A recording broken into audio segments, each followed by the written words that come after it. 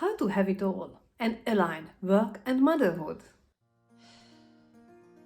Hi, this is Esther and welcome to my channel. Today I will talk about one of the biggest struggles of all working mothers, how to have it all, align work and motherhood, and I will share with you 5 tips that will help you to fit in everything that matters into 24 hours.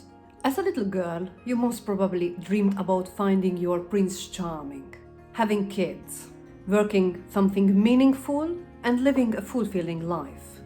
And then you grew up, you have everything you ever wanted, but there is reality knocking on the door. You are not enjoying your life as much as you imagined because you are stressed out and overwhelmed because of the trillion things waiting for you to accomplish. This is what I call motherhood's trap. I will link the video in that I made about this topic so that you can see what you can do about it. So you feel like you never can give in as much your talent as you wanted at work, and you fail as a mom as you can't be as present with your kids as you wanted. And I'm not even mentioning the extras like spending time with your spouse or going for a run or for a yoga class, or let it be you sleep as much as you wanted. It is a default feeling of failing everywhere and not being able to do anything as well as you wish. But does it need to be like this? Absolutely no. In my coaching program, we work with tons of tools and strategies that help you to have it all and organize your life in a way that you have time for everything that matters. How? First of all, you can't have it all by doing it all. Yes, you have a lot of responsibilities and tasks and you do everything to juggle them. And I am sorry, but I'm here to tell you that it is impossible to fit in everything. You won't be able to do everything on your own, but the good news is that you don't have to. The number one struggle of working moms is that they don't have enough time. So the first thing you can do for yourself is creating time by involving more your husband and your environment. Check out my video here with my 5 steps guide to help you to communicate assertively with your husband and get him on board to take his share. Besides that, what additional help can you get? How do you feel about outsourcing? There are certain tasks that with some basic logistics you can easily outsource. For example, cleaning is one of those. Or you can create a community of parents and share the responsibility of pickups and drop-offs. You can automate some stuff. For example, you can do your grocery shopping online. There must be quite some options to consider to ease the workload on you by involving more your environment. Every family's situation is different, but there are always options that you can explore. Focus on the things that matter. Does it ring a bell when you want to finish the laundry quickly after a meeting before picking up your kids? And you know that you are already late and you have no clue how you will fit in everything.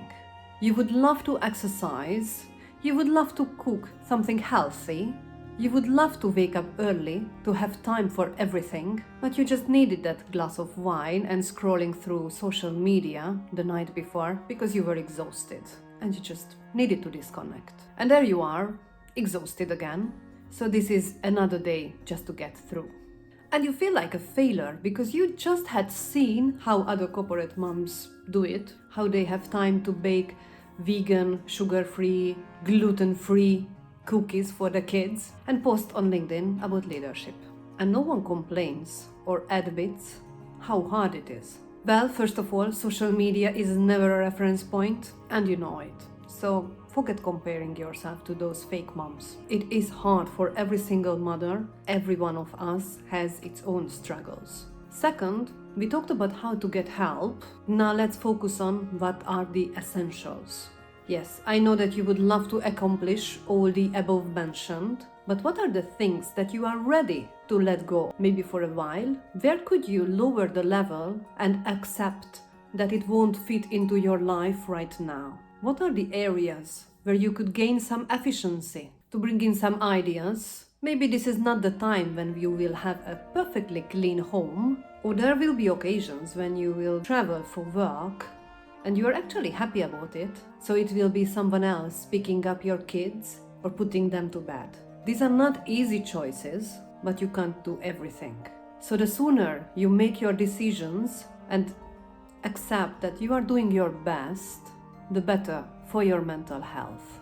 Expectations. Expectations come up quite often with my clients, which just shows how much we can help ourselves by cleaning up this mess in our heads.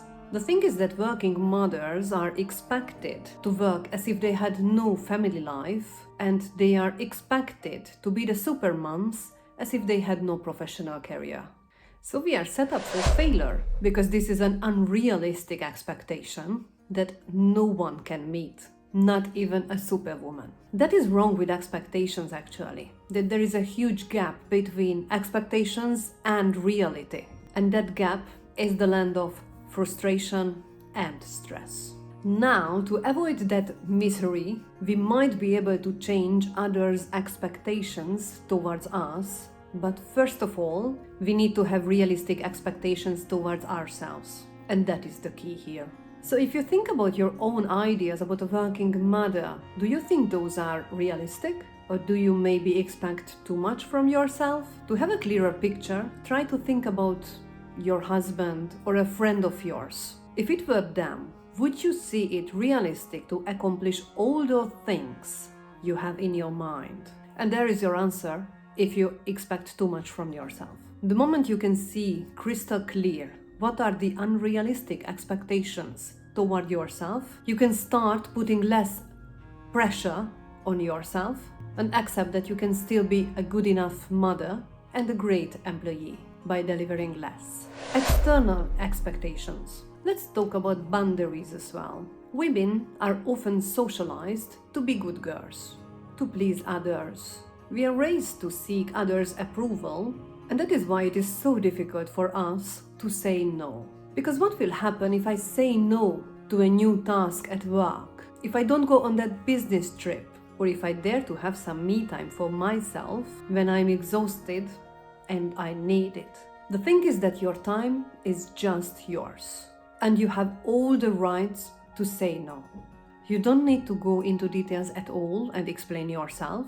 That is where you might feel that people judge you. Instead, just say that I would love to, but I can't. Maybe next time. With practice, this also gets easier, and consistency is key here. Your environment might be surprised or even upset when you first say no to something and set boundaries, as we all just want to keep the actual setup and avoid changing the dynamics. That is just how we humans work, so you can expect some resistance at the beginning, but just keep going and practice saying no. Flexibility. I don't need to explain you how much flexibility is needed for a working mom. What options do you see for yourself to gain more flexibility? What would make a big difference for you, and what do you need to achieve it? Very often, this is the point where my clients bring up some ideas as if they were impossible. Like they want to work as a part-timer, or with a flexible schedule, or spend more time working from home, but it would never happen. Corporations can still improve on the area of supporting working moms, but there are a lot of options available to significantly improve your situation and make logistics easier.